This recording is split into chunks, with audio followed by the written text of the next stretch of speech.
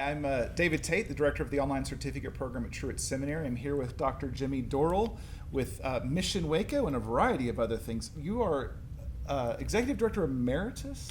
Yes, after 30 years, I didn't get a watch, but I'm got a privilege to be able to continue to work and do the things that I want to do around here. Wonderful. So, Dr. Dorrell, Jimmy, as he insists on being called, Jimmy is nationally, if not internationally, known as a teacher on Christian community development. And we've come here to this nonprofit theater that's in the hearts of the neighborhood that you have been working in for 30 years to see transformation take place here. Yeah.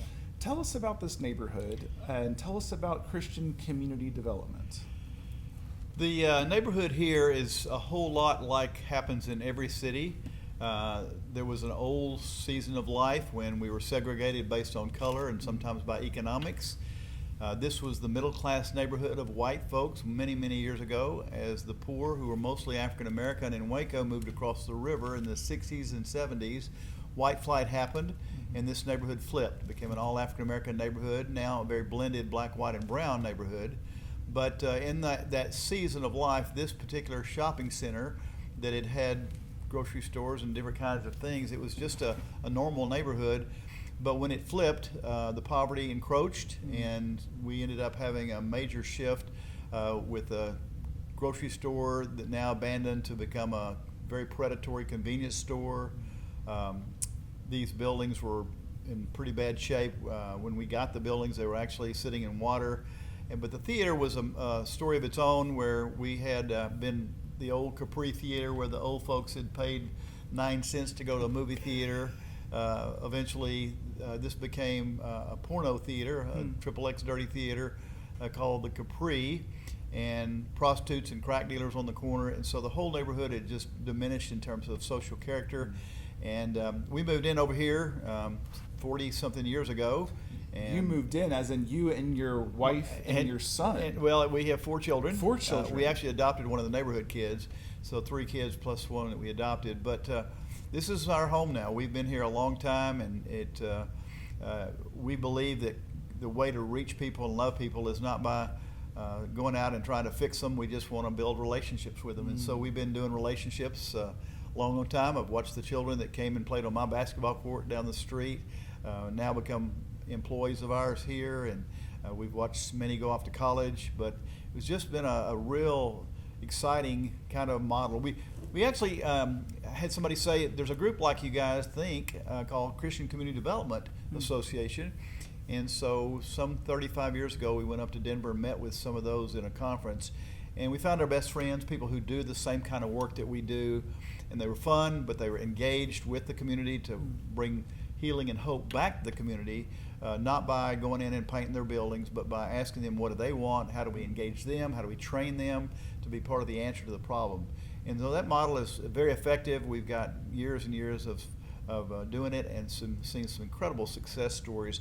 But unfortunately, a lot of churches don't get that. They still want to do the project to the bad side of town and paint a house, and that's not a bad idea, except it only works if we do that together, or that's what the neighborhood people want. So this theater became eventually a stage theater. Today we have plays in here. We've even had plays off of Broadway that we bought the rights to do and teach neighborhood people how to do a play. Awesome. And it's just been a blast. So a lot of things happening in the neighborhood: grocery stores, children's programs, teen programs, homeless shelters, all that kind of stuff. But it's just a place where people know that we're going to be caring and loving and not judge them by their background. That's good. So Christian community development, as I've heard you describe it and as I've tried to describe it to others, is transforming communities with the gospel. And I clarify that to say that it's not to say that you push the gospel on people and that's what transformed the community. Okay. But it is also, it is sharing the gospel, but it is also taking the gospel with us as we provide the services that the community needs and desires. It's legitimacy, it's genuineness.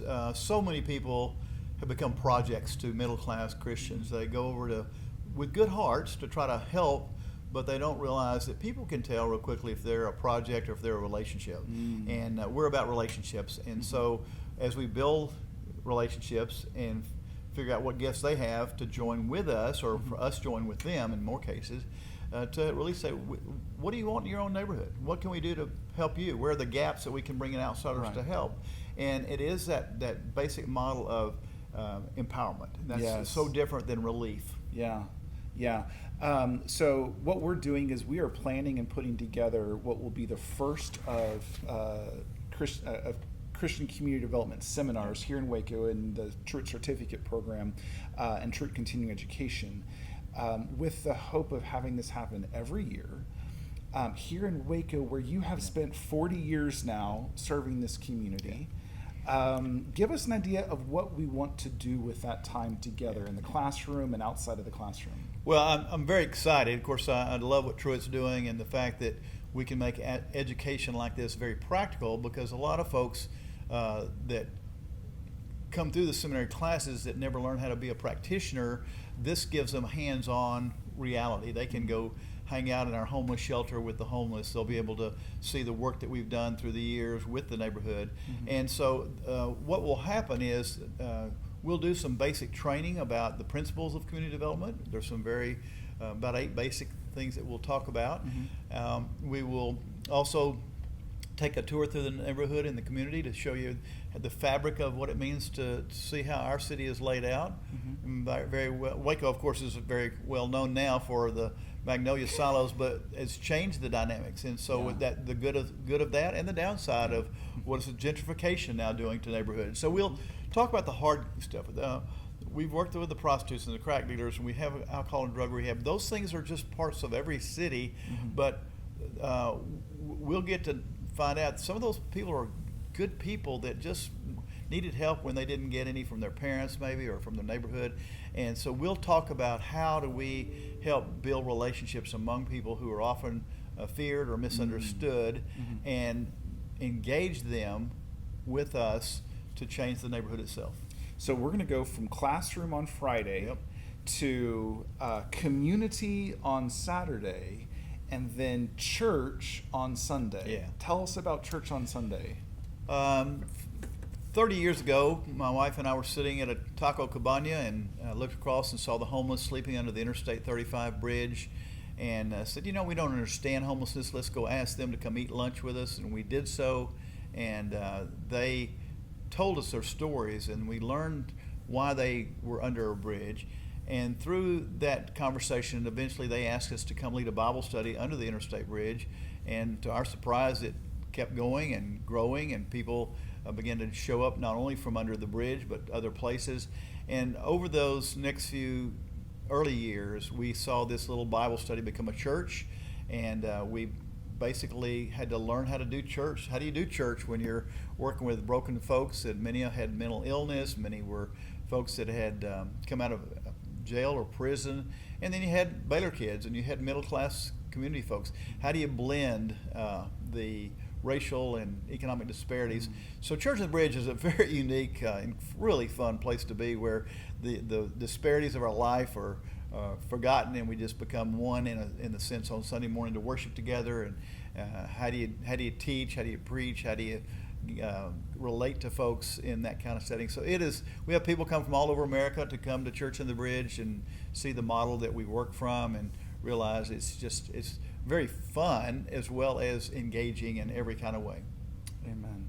And so from those early moments of Bible study underneath I-35, now Texas Department of Transportation is doing a massive building campaign for you guys, expanding your space. But in the meantime, you're meeting at the silos at Magnolia. And how many are attending on Sunday mornings these days? We'll run about 250 on a Sunday morning now, and we went there because of our new building being built by the state of Texas, which we appreciate. And we'll move back over there in about 8 more months. But in the meantime, Chip and Joanna Gaines called and said, come over here. We've got the silos is shut down on Sunday, and we can meet in the courtyard. So for about 2.5 years we've been there, and a few more months until we'll return. But it's really not different, except that we had to make a few adjustments. But it's really the same and same kind of folks, and it's just real and genuine. It's so fun. We got mentally ill folks that have been playing the guitar, really playing like they're playing the guitar. We've got folks that are walking around. We've got folks that talk during the whole service, and I guess they do that in any church, but they really can do that there. It's just real people and being loved in a way that most of them have never been loved in the church. Well, this is, I think, the part that I like about the way that we're going to do this seminar is to go from the classroom on Friday, learning all of these things, to seeing how they can transform a community in real ways, to then return to the church and to see the lives that are transformed through this whole process. And I think the dialogue we have along the way, because people have experiences as we're out there and ask questions that they're afraid to ask in other settings because they don't want to hurt somebody's feelings. But we talk about the realities of what does it mean to, how do we relate to people? What do you do and not do? Those things will happen in this context. Good. Well, we would love to see you at that seminar, and I'm thankful for Dr. Dorrell, Jimmy, and this space, and we look forward to showing you around this space and others like it. So come join us in Waco. Yeah. Thanks so much. Thank you, Jim.